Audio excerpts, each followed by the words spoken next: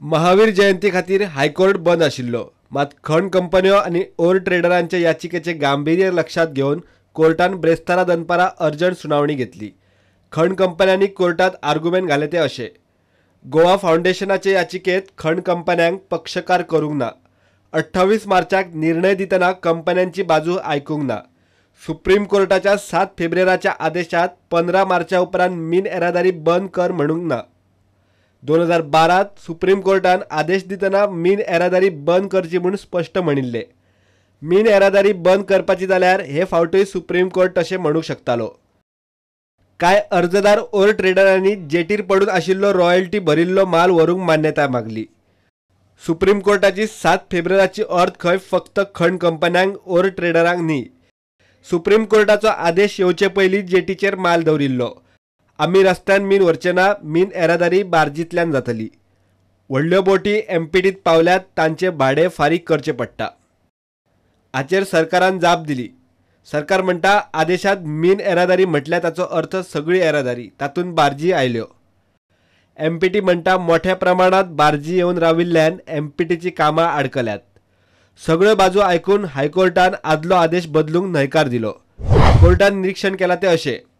मिनाची येरादारी म्हणल्यार सुप्रीम कोर्टाचो 7 फेब्रुवारीचो आदेश मोडप अशें हायकोर्टाक दिसता। येरादारी म्हणजे तातूंत बार्जींचोय आस्पाव जाता ह्या गोंय सरकाराच्या आर्ग्युमेंटा कडेन सहमत। खण कंपन्यो आनी ओर ट्रेडरांक पार्टी करूंक तांची बाजू आयकून घेवंक हायकोर्टान मान्यताय दिली। हायकोर्टान 11 एप्रिलाक सुनावणी दवरल्या। जर अर्जदारांक दिसता तांचेर मोठो अन्याय जाला जाल्यार तांणी खंय सुप्रीम कोर्टात वचचें। They said that we are not transporting any ore by the road. We would like at least to get this ore which has been taken out before the 15th of March and stacked along those jetties. We want that ore at least to be allowed to be exported. Then they also said that there are some barges which are right now in the open sea. They cannot deposit the ore in the ship, and they cannot remove. They cannot bring the barge back also, because there is no way we can unload the material in the barge. So at least give us that permission. But the court has taken the point of view that they have already passed an order. There is no need for modification of the order, and that instead of hearing this petition on the 18th, they will prepone it to the 11th. In any case, you have to go to the Supreme Court to get a clarification on this matter. So I don't know. I think that most of them, they have asked for a copy of the certified copy of the order, and most likely they will move to the Supreme Court. सरकाराक बाद हायकोर्टाच्या ह्या आदेशाचो मोठो shock. सरकाराक आणि मुख्य सचिवाक खंय कांयच कल्पना दिली ना, आणि सरकारी वकिलांनूय हायकोर्टा कडेन वेळ मागून घेतलो ना। विजय म्हणटा सगळेच वटेन घात मारला।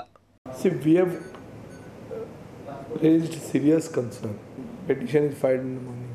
By afternoon, there is an order. Government is completely unaware. Very essence of the Supreme Court order was to stop mining. It was not to stop transportation of what was already mined. How can that be mining? Simplest thing was that we could have sought time. Unable to understand the response of the government officials there. Minimum thing was that Chief Secretary should be told, बाबा अशी केस आयल्या, कोर्टान आमचो मनीस आसता न्ही, ताणें time घेवप न्ही, ताणें घेवंक ना म्हणून दिली न्ही ती order. Can the court refuse you time in such a big case? We are shocked by this. I have personally raised my serious concern on this, because this reflects on us, this cabinet advisory committee. It does not reflect on Manohar Parrikar government. इतले मजगती मूळ mining बंदीच्या आदेशाच्या रिव्ह्यूविशीं सल्ल्याची file सरकार supreme कोर्टाचो ज्येष्ठ वकील हरीश साळवे कडेन धाडटा। साळवेचो सल्लो घेतल्या उपरांत फायल खंय अटॉर्नी जनरला कडेन वतली। See, basically we have discussed the points for which we are putting up for a legal advice. So this is basically a brief to be sent to Mr. Harish Salve. Bureau Report, Prudent.